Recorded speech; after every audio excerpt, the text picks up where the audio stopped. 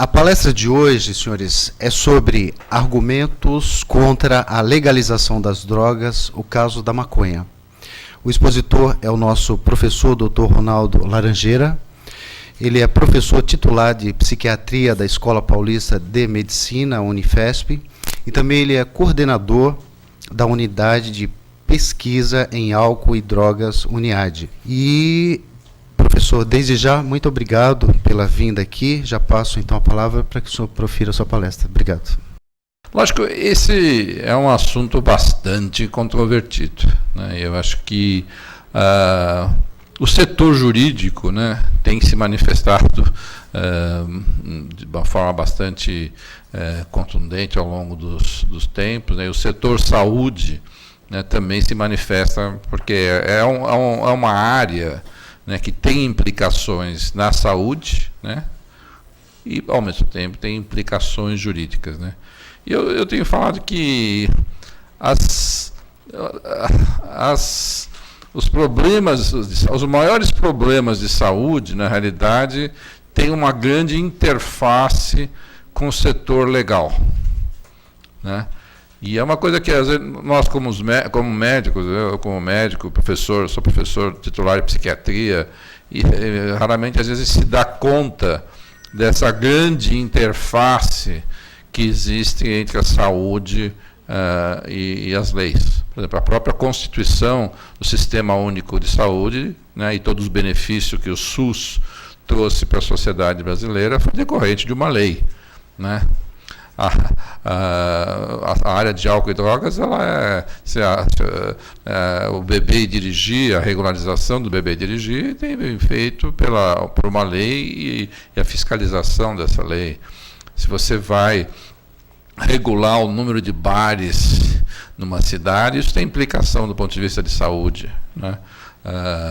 Se você vai regular os direitos e deveres dos planos de saúde, e nós todos, literalmente todos nós aqui, vamos ter problemas com os nossos planos de saúde quando, infelizmente, nós ficarmos doentes, né?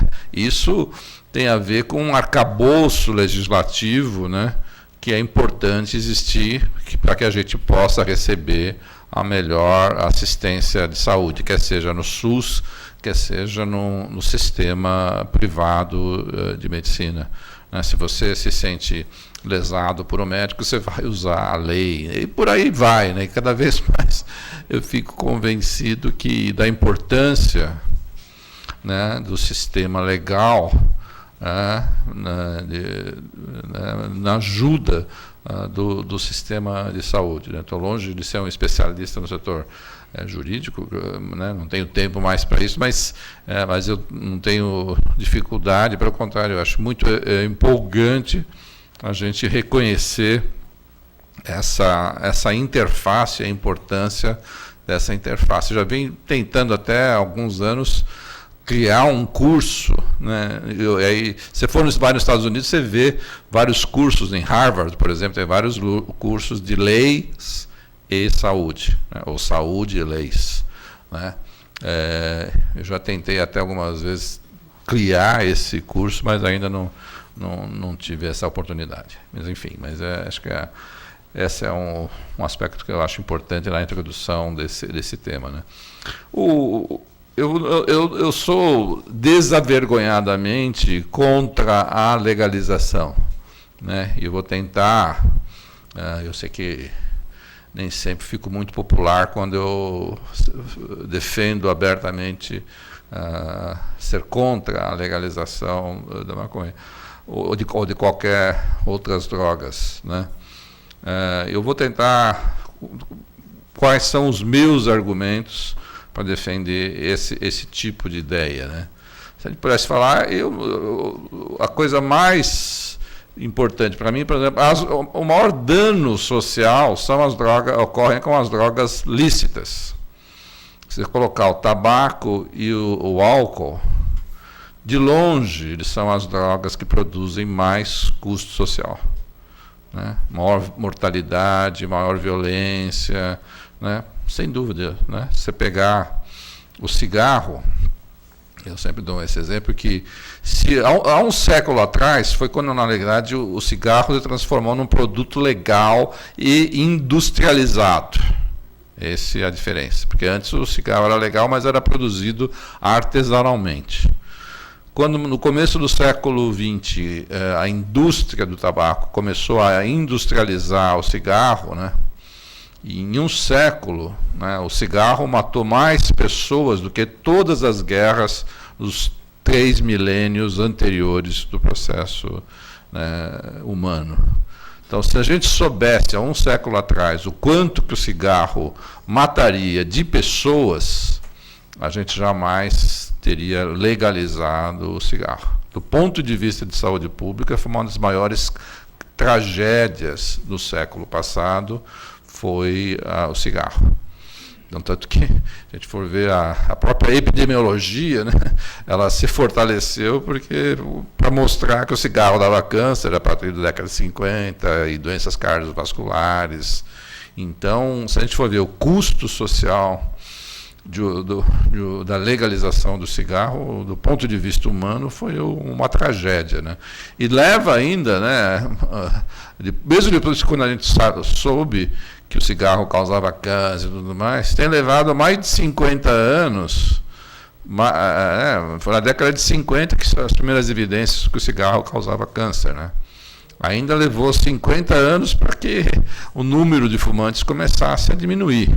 E possivelmente nós estamos ainda no Brasil em torno de 16% de pessoas fumando, nos Estados Unidos mais ou menos isso, né? Quer dizer, apesar de se saber o custo social, né, você diminuir, né, a prevalência de fumantes, tem sido lento, um processo lento, eficiente, né, tem havido uma diminuição, mas é lenta, né, o custo continua, né, o número de pessoas morrendo devido ao cigarro é maior do que qualquer causa do ponto de vista da saúde pública, né.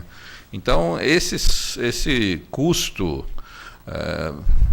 permanece. Então, você desfazer a legalização do cigarro, por exemplo, o custo humano continua, né? Porque a maioria dos países desenvolvidos, o número de fumantes tem diminuído, mas continua aumentando na África, na Ásia, né? O número de fumantes na China ainda é em torno de 30%. A China tem mais de 1 bilhão de habitantes, né? Então, o número de fumantes ainda, né? Então, o lucro da indústria do tabaco ainda continua muito forte, né? Então, mostra que o cigarro ainda, a legalização do cigarro continua ainda vívida, apesar de que alguns grupos sociais, principalmente os grupos sociais mais ricos e mais bem informados, diminuiu o número de fumantes. Mas isso não acontece como um todo, né? Um outro exemplo que eu gostaria de dar a experiência de legalização foi o que ocorreu na China no século XIX. No século XIX houve uma guerra entre a Inglaterra e a China, né, conhecida como a Guerra do Ópio. Fundamentalmente, os ingleses vendiam ópio para a China. E houve, inclusive, 2 blocos de guerra que os chineses não queriam que os ingleses vendessem ópio para a sua população. Naquela época, as pessoas mais ricas do mundo eram ingleses vendedores de ópio. Tá? A quanto chegou o número de chineses fumando ópio naquela época? Era livre, né? Você vê lá, na época, desenhos e descrições de como é que era o ópio na China naquela época. Quantos por cento vocês poderiam imaginar que de chineses fumando ópio na China? 25%. 1/4 da população chinesa estavam fumando ópio, e o custo social disso foi enorme. Obviamente teve aí medidas drásticas da guerra e da própria contenção do comércio de ópio, que diminuiu, e hoje em dia Lógico que não se fala mais isso na China porque mudou todo o sistema, mudou a cultura, mudou a parte política da China, né? Estamos falando aí ao longo de 150 anos. Mas, para mim, esse é um bom exemplo de quando você deixa as forças do mercado agirem livremente em termos de drogas ilícitas, o mercado se beneficia disso, né? E vai expandindo, né? Isso está acontecendo também aqui no Brasil. Se a gente for ver a cocaína, né, e crack no Brasil, há 20 anos atrás, 30 anos atrás, não existia cocaína e crack no Brasil, né? E a gente deixou as forças do mercado das drogas mais ou menos livre, né? Tanto que na Cracolândia é uma zona livre de drogas. Eu vou mostrar aí meu argumento que lá, a Cracolândia, para mim, é uma experiência de legalização. É um mercado aberto de drogas, né? Mas isso no Brasil, numa maneira geral, nós temos um número de usuários de cocaína bem maior. Né? Vou mostrar um pouco aqui, né, os dados do Levantamento Nacional de Drogas, que foi um estudo que a gente bateu de porta em porta no Brasil inteiro, né? Chegamos a entrevistar 4.600 casas numa amostra probabilística da população brasileira. Ele representa a população brasileira. Então, esse é um estudo importante para a gente saber um retrato do que acontece aqui no Brasil. E aqui a gente mostrou que entre os adultos, temos 3 milhões de pessoas usando maconha no Brasil, né? Que é um número substancial aí de pessoas 3 milhões que usando no último ano, né? 8 milhões de pessoas usando aí, já experimentou maconha, né? No caso de cocaína, você tem 2,6 milhões de pessoas usando no último ano. E essa é uma característica importante da gente ressaltar. No Brasil, o número de usuários de cocaína é muito próximo do usuário de maconha. Isso não acontece em nenhum outro país do mundo que eu conheça. Normalmente, sei lá, nos Estados Unidos, o número de usuários de maconha é 15%. O número de usuários de heroína, ou mesmo cocaína, é 1%. Né? No Brasil, você tem um parelhamento muito grande entre cocaína e maconha, né? E se a gente pegar no último ano, por exemplo, dos usuários de cocaína, 70% usaram maconha no último ano. Se você pegar os usuários de maconha, 41% deles usaram cocaína. Então, esse é um fenômeno interessante, né? Porque não a gente vai querer falar só da maconha, né? E achando que a maconha ela é uma droga isolada dentro do contexto do mercado de drogas, né? A maconha, na realidade, é uma parte pequena do mercado de drogas. Se você for ver quanto representa o volume da maconha em termos de lucro do tráfico, é menos de 10%. Né? Então, você falar, um dos argumentos de que se você legalizar a maconha vai acabar com o tráfico, é uma grande ingenuidade. O tráfico não depende... A gente legalizar hoje, né, o tráfico continua absolutamente... As forças, né, do mercado livre da droga, né, para expandir um pouco o conceito, se eu falar só de tráfico, porque a gente fala em tráfico, lembra do traficante na favela, mas não é isso, né? O tráfico é o motorista de táxi que está aqui embaixo, é o dono do bar aqui da esquina, é uma mulher, uma senhora que nas horas vagas faz tráfico. A gente tem que expandir o conceito de traficante. É o cara que entrega a droga na sua casa no telefonema, né? Em 5 minutos, se alguém tiver o telefone certo, vai conseguir que alguém entregue qualquer droga para a gente aqui na esquina. Então, esse é um mercado poderoso, livre, e você desfazer isso não vai ser... A legalização, porque no fundo já existe uma semi-legalização, né? A gente não pode esquecer isso, que descemos nas escadas aqui, a gente pode comprar qualquer droga, né? Mas o que eu quis mostrar nesse slide é que não dá para falar de uma droga só, a maconha, né? Como eu falei, dos usuários de maconha, 41% deles usam cocaína também, né? Então, é lógico que existe o usuário de maconha exclusivo, né? 60%, mas você tem 40% que usam também a cocaína, né? Então, no Brasil, a gente tem que entender um pouco a complexidade do mercado e do padrão de consumo de drogas para a gente realmente tentar fazer algum tipo de proposta, né? Temos que entender também que a idade de experimentação média está cada vez baixando mais, né? E nós estamos falando aí que 60 e poucos % dos usuários de maconha começam ao redor dos 15, 16 anos.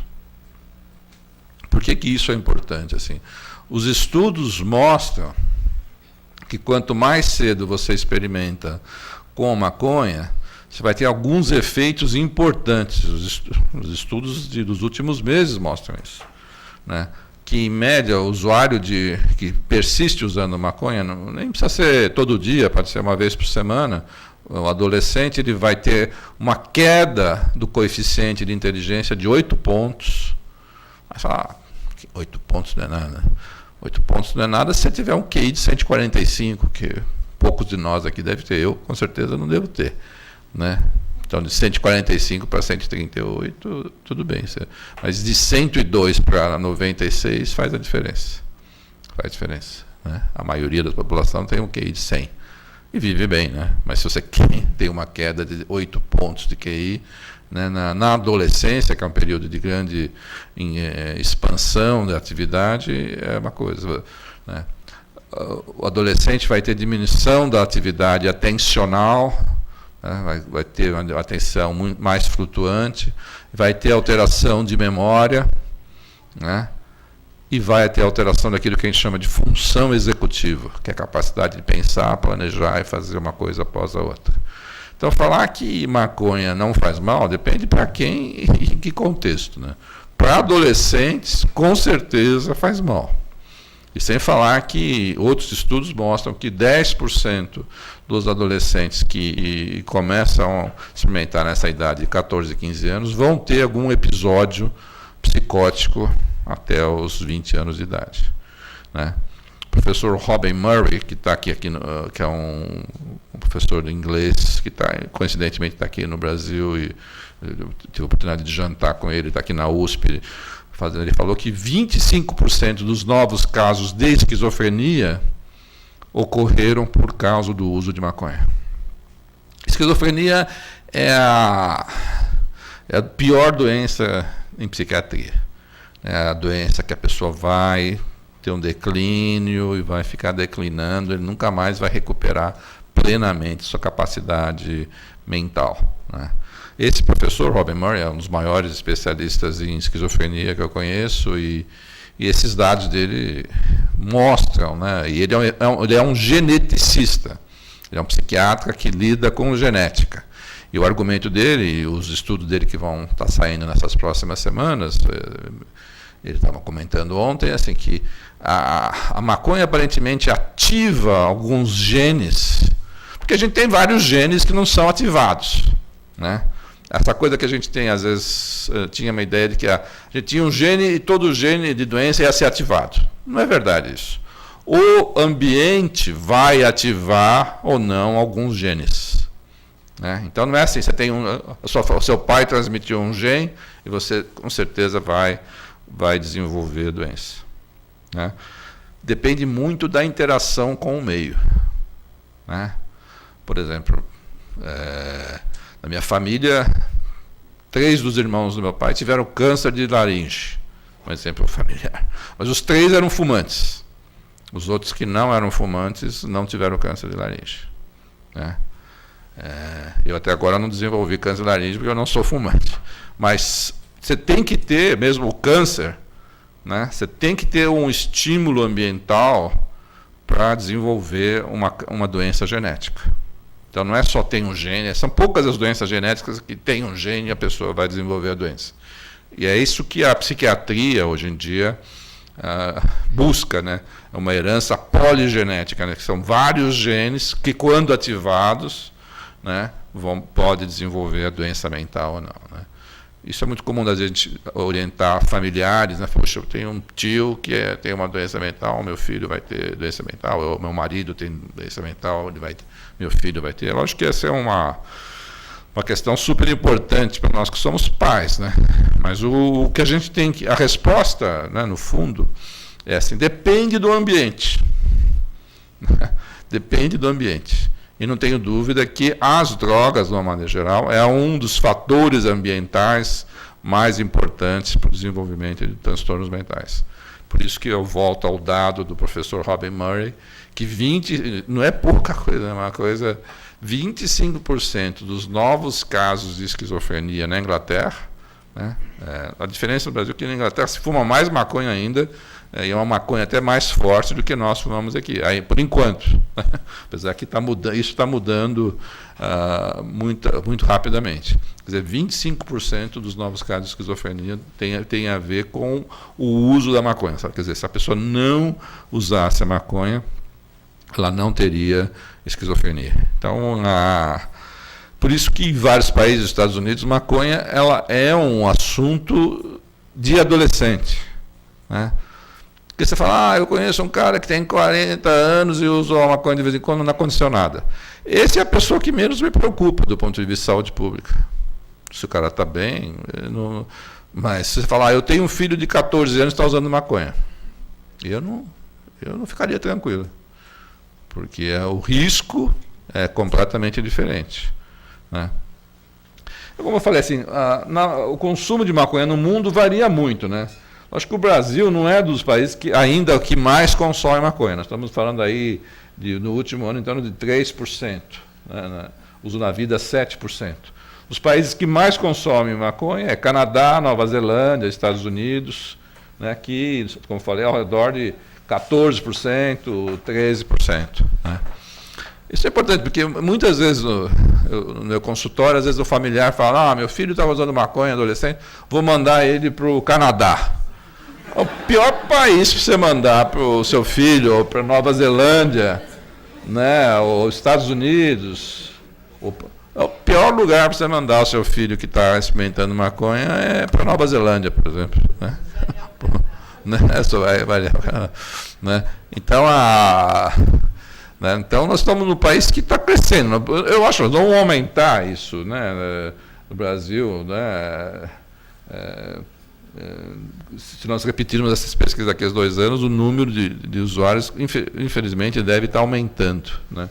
Você vê, o Japão é um dos menos que usam drogas de uma maneira geral. Né? O Japão e mesmo a Suécia ali, são os 2 países que as pessoas não falam muito, né? E são os países bem proibicionistas em termos de políticas de drogas. Os países mais livres de políticas é Canadá, Nova Zelândia e Estados Unidos, que está, inclusive, legalizando a droga. Né? Então, você tem que fazer escolhas, né, em termos de políticas públicas, que país a gente vai querer ser no futuro, mais que nem o Canadá, Nova Zelândia, ou mais que nem o Japão e a Suécia, que depois posso falar um pouco mais. Né? Então, eu acho que, dependendo do que as pessoas defendem, esse é um debate bastante ideologizado, né? As pessoas vão para um lado ou para o outro. Né? E cocaína, nós temos aí, o Brasil é o segundo maior consumidor de cocaína do mundo. Só perde para os Estados Unidos, e os Estados Unidos têm o dobro da população brasileira. Né? Eu acho que nós fizemos nesse estudo, nós perguntamos para a população brasileira quem é a favor da legalização. Né? 75% da população brasileira é contra a legalização. Aí você fala, poxa, mas só se fala em legalização? Eu também acho. Se fala demais. Não quero café, não. Se fosse dar uma água, eu te agradeço. Por que se fala tanto em legalização? Não é porque a população está clamando pela legalização. Se fizer um plebiscito, vai dar mais ou menos isso. 75% da população ou mais não vão apoiar a legalização. que tem grupos que se interessam pela legalização. Há 2 semanas atrás, o George Soros, que é um dos maiores investidores do mundo, veio aqui no Brasil, no Rio de Janeiro, dar dinheiro para grupos que defendem a legalização da maconha. Então você tem grupos que, financiados, não é nenhuma ofensa, né? O próprio Instituto Fernando Henrique Cardoso recebe dinheiro do George Soros para defender a legalização. Não, de jeito nenhum, não estou ofendendo o ex-presidente, mas isso é um fato da vida, assim como os institutos, vários institutos no Rio de Janeiro, recebe dinheiro do George Soros. O George Soros não veio para passear na praia de Copacabana. Ele veio porque ele defende essa ideia e já deu milhões e milhões de dólares pelo mundo inteiro para financiar a campanha da legalização. Ele defende a ideia do mercado livre, por um lado, e tem interesses comerciais na expansão. Eu vou falar um pouco sobre isso um pouco mais para frente. Então, mas é importante a gente saltar que existe uma discrepância o que a população brasileira, no geral, defende e o que grupos legítimos, não estou tirando a legitimidade de quem defende a legalização, não estou nem criminalizando nem nada, mas são grupos organizados, bem mais organizados do que as pessoas que não defendem a legalização. Os 75% aqui das pessoas que não defendem a legalização, às vezes não têm os argumentos muito claros, mas a princípio e por alguns valores, às vezes religiosos. Vai perguntar para os 25% de evangélicos no Brasil se querem a legalização da maconha. Não querer. Né? Vários grupos sociais ou religiosos que não defendem a legalização. Né? Vou dar só um dado, assim, um estudo que fizemos com familiares. Aí estou vendo aqui as colegas do Amor Exigente já agradecendo o apoio à pesquisa que foi feita, mas foi importante esse estudo porque a gente mostrou que no Brasil você tem 28 milhões de pessoas que vivem com um dependente químico. É lógico que existe o problema da dependência química, né? Mas para cada dependente químico você tem 4 pessoas envolvidas com o dependente químico. Então, não é. Então, se você defender essa ideia, cada um faz com o seu corpo o que quer. Só que, infelizmente, a droga afeta a pessoa e afeta as pessoas ao redor da pessoa. Mais de 50% dos usuários de cocaína têm filhos. Nós já fizemos esse estudo. Então, metade dessa povo aqui que eu falei que usa cocaína e maconha tem filhos. Qual é o impacto do uso de drogas nos filhos? Né? Então, a gente tem que trazer, né, as pessoas que são afetadas pelas drogas, não só os consumidores. Né? Se for na Vila Madalena agora e fizer uma enquete, 70% das pessoas são a favor da legalização da maconha. Né? Mas pergunta para os familiares, como nós fizemos de usuários de drogas, o que eles acham da legalização, e você vai ver que não existe muita gente favorável à legalização das drogas. Né? É importante a gente falar, né, que, como eu falei, maconha faz mal e causa dependência. Não é só a dependência, né, mas, por exemplo, usuários de maconha na adolescência vai diminuir a chance de terminar a escolarização, vai ter menor chance de terminar a faculdade, vai aumentar muito a chance de ficar dependente da família, dependente econômico da família.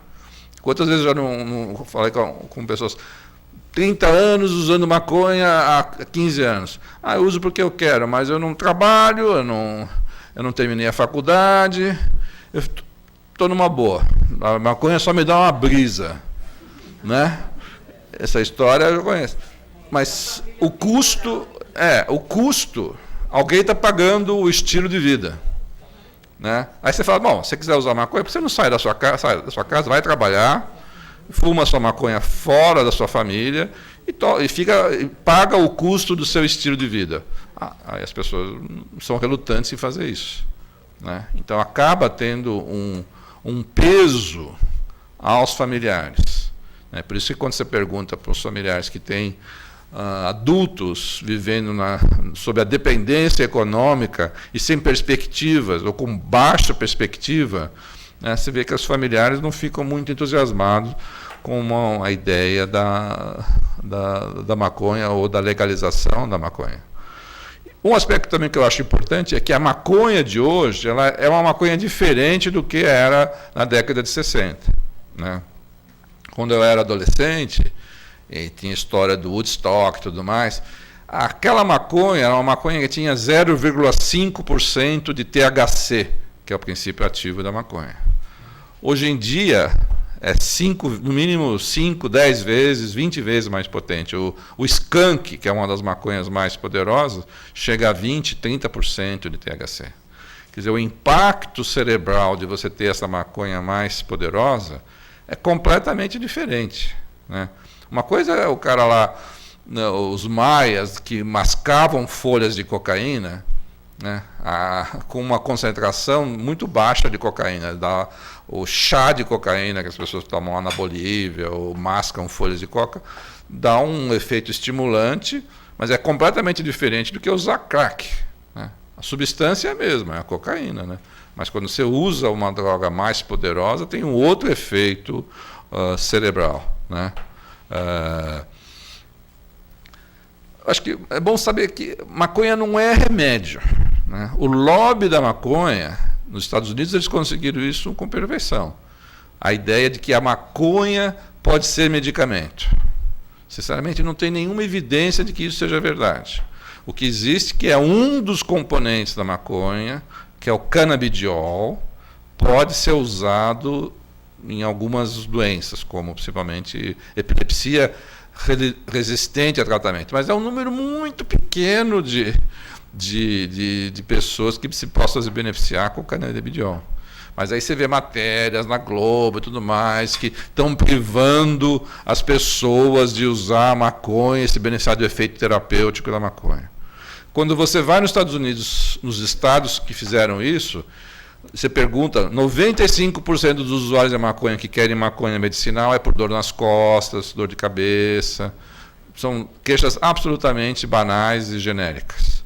Né? Então, a maconha terapêutica foi uma porta de entrada que o lobby da maconha usa sistematicamente para ter uma visão mais positiva da maconha. Simplesmente é isso. Né? Não tem nada além disso do que fazer outras coisas. Né? Ninguém está sendo privado, e ninguém na medicina se opõe que você use, por exemplo, opiáceo para dor.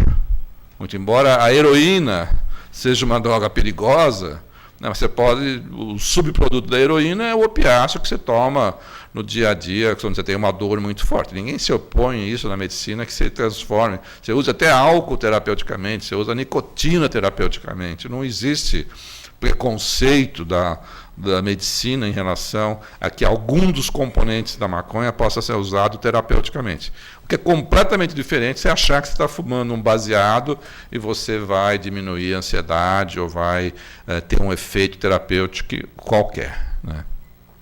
O que está acontecendo nos Estados Unidos agora, que eu acho importante a gente falar? Os interesses econômicos, a partir do momento que se legalizou, literalmente se legalizou a maconha em alguns estados americanos, isso está transformando o mercado de maconha nos Estados Unidos. Aí você vai falar, vão legalizar o cigarrinho de maconha? Não. O que está acontecendo nos Estados Unidos é isso. Você tem, por exemplo, uma barra de cereais com conteúdo de maconha. Eu vou passar vários produtos agora que estão no mercado hoje. Não estou falando que vai vir daqui a 10 anos, 15 anos, não. Hoje, barra de cereais de maconha.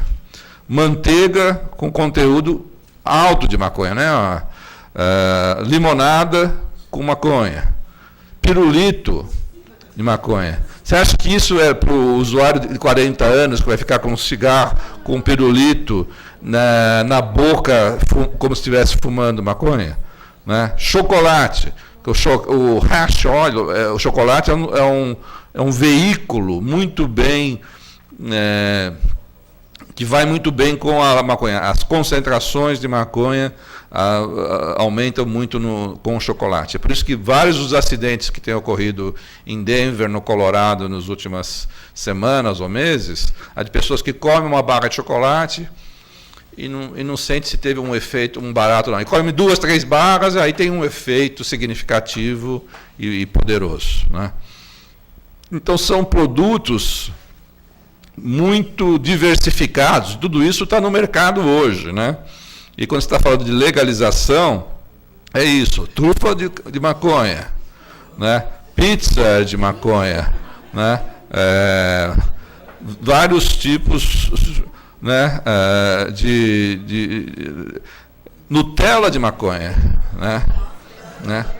E não é nenhuma fabricação do que eu vi daqui, são produtos reais, né? Eu acho que a faixa etária tende a diminuir com essa proposta tão grande. Então, isso para atingir quem? Né? Atingir a população mais jovem, claramente.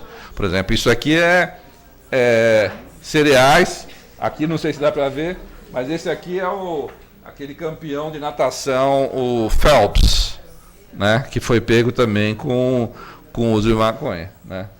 Mais chocolates, eu não vou passar, mas é só para dar energéticos de maconha, né? Eu acho que vale a pena saber que quando você fala de legalização nos Estados Unidos atualmente, a legalização não é só do cigarrinho de maconha, é de uma gama infindável de produtos na maconha. E um dos mais perigosos são esses vaporizadores, né, como se fosse o cigarro eletrônico de maconha, né? Então, esse cigarro a gente conhece o cigarro eletrônico de nicotina, né, para as pessoas que querem parar de fumar.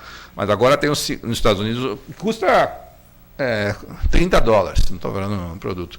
Você vai poder ter a quantidade de maconha que você quiser. Pode ser 100% de maconha. Então, bastaria um adolescente acender um cigarro de maconha na escola, né, e ter um efeito muito poderoso desse produto que tecnicamente já existe disponível de você. Então, quando você fala, né, eu vou repetir isso, infelizmente, é uma mantra, né, as consequências da legalização não é só da legalização do cigarrinho de maconha do cara que vai fumar com 40 anos. É esse tipo do mercado tomar conta, né? Você pode comprar pela internet, dá $39, né? Um cigarro de M-cigarette, chama, né? Cigarette de maconha, né? Então, eu acho que qual é a consequência? É um mercado, né? Se você vai em Wall Street, né? O mercado de ações americanos, esse ano, né, 2014, né? Se você colocou $100 nas indústrias de maconha, tem indústria que você ganhou $1.800 em menos de um ano. Né? 18 vezes o valor investido. Então, só para a gente ver o tamanho do mercado de drogas potencial nos Estados Unidos, isso só porque 4 estados legalizaram a maconha nos Estados Unidos, né? Não estamos falando que todo o estado americano, todos os estados americanos, né? E isso, o outro aspecto que eu acho, esse aqui foi o mercado. Eu acho que é importante, né, é a gente saber que dos interesses do mercado quando se fala de legalização de uma droga, né? Então, às vezes, a pessoa que vai defender a legalização, ela não tem nenhum interesse pessoal econômico, mas os interesses econômicos existem, né? Um dos os aspectos que eu gostaria de ressaltar é que a maconha legalizada não acaba com o tráfico, né? Na Holanda, por exemplo, quando se criaram os coffee shops, né, foi um tipo de legalização de a maconha ser vendida só em alguns coffee shops, aumentou o tráfico em relação ao redor dos coffee shops.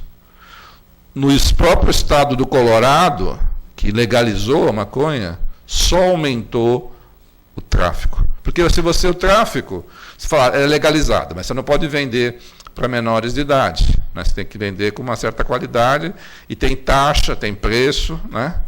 E você tem que pagar imposto de você alugar uma sala para vender maconha, nós tem todo um custo. O tráfico continua vendendo para o menor de idade, sem imposto e sem nada.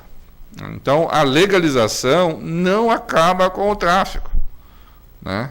Esse é um aspecto que é importante, né? Seria bom se fosse verdade, mas não é verdade.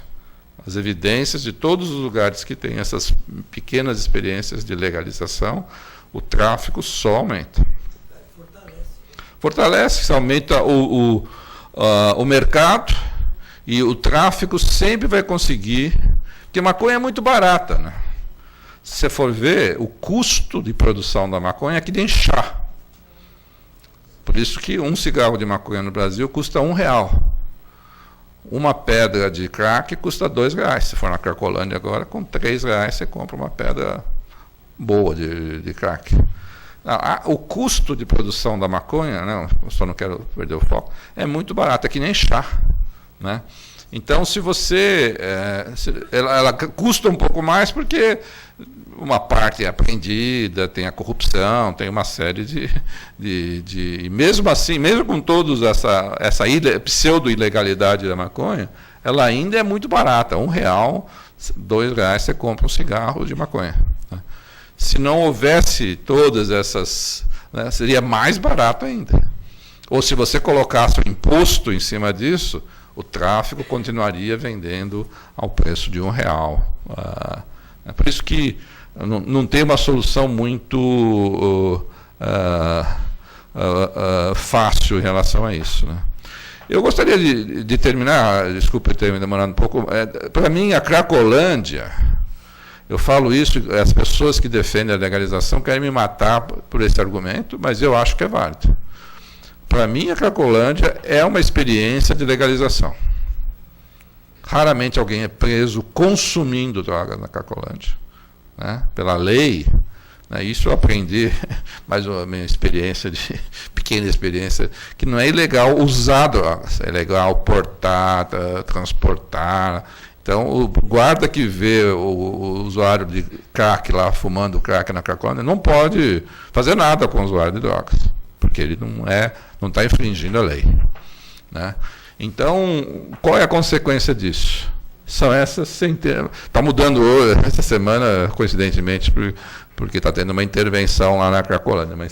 Mas essas são as fotos, né, que o Florentino, que era um grande fotógrafo aí da Cracolândia, que a gente tem lá. Mas isso é uma experiência da legalização da droga, do crack, na cidade de São Paulo, né? Você vai ver mulheres grávidas usando drogas, né? E a última coisa que eu vou falar é que nos estados que legalizaram a droga nos Estados Unidos, especialmente no Colorado, aumentou o consumo entre os adolescentes. A prevalência de adolescentes usuários de maconha no Colorado é 50% acima da média nacional americana. Então, mostra que a experiência de legalização, se a gente levar do ponto de vista de aumento, que pudesse diminuir o consumo, isso não é verdade. A experiência do Colorado, esses meses, né, que a droga está sendo legalizada, só está aumentando o consumo e as consequências do consumo naquele estado americano, né? Então, eu acho que esses são os principais argumentos assim que eu uso na minha cabeça mesmo, para ficar cada vez mais convicto, né, de que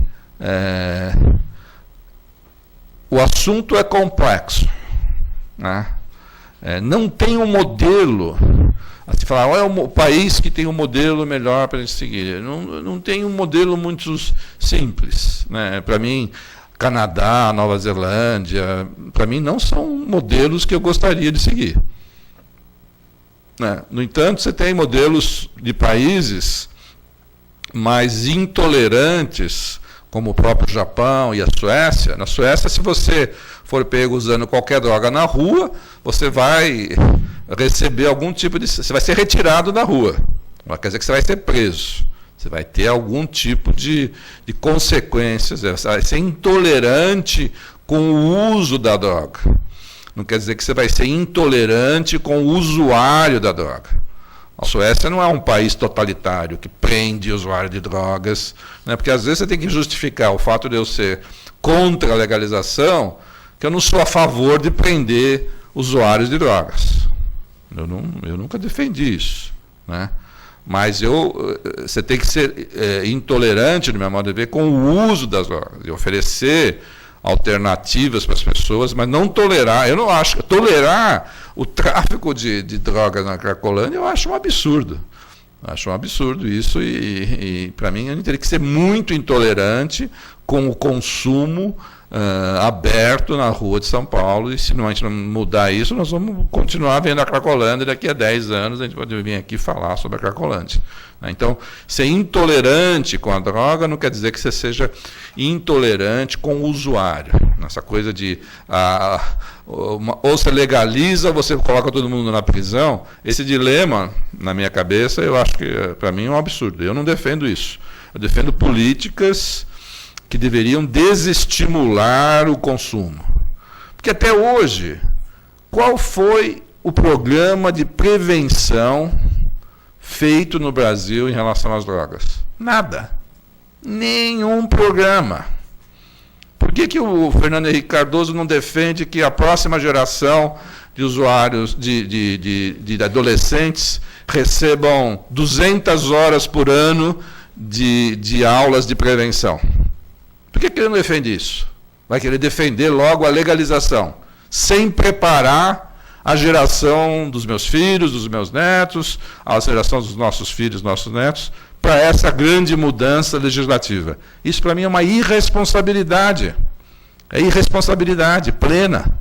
Você, sem fazer um preparo, sem ter uma estratégia de prevenção grande, sem ter uma estratégia os países que produzem maconha e cocaína são nossos vizinhos. O Paraguai é o maior plantador de maconha que tem. A Bolívia, 80% da produção da Bolívia de cocaína vem para o Brasil, a um custo de R$2 a cocaína. Então, você não, como sociedade, como Estado, se você não se preparar para isso e achar que a solução vai ser, olha, nada funcionou até hoje, então vamos legalizar geral. Esse é um discurso que absolutamente é indecente, no meu modo de ver. Nada funcionou porque nada foi feito. Né? Você for ver qual foi, quanto de prevenção, os filhos de qualquer um que está aqui, ou as pessoas mais jovens, quantos de prevenção alguém já recebeu? Né? Quase nada. Quanto de orientação os familiares recebeu?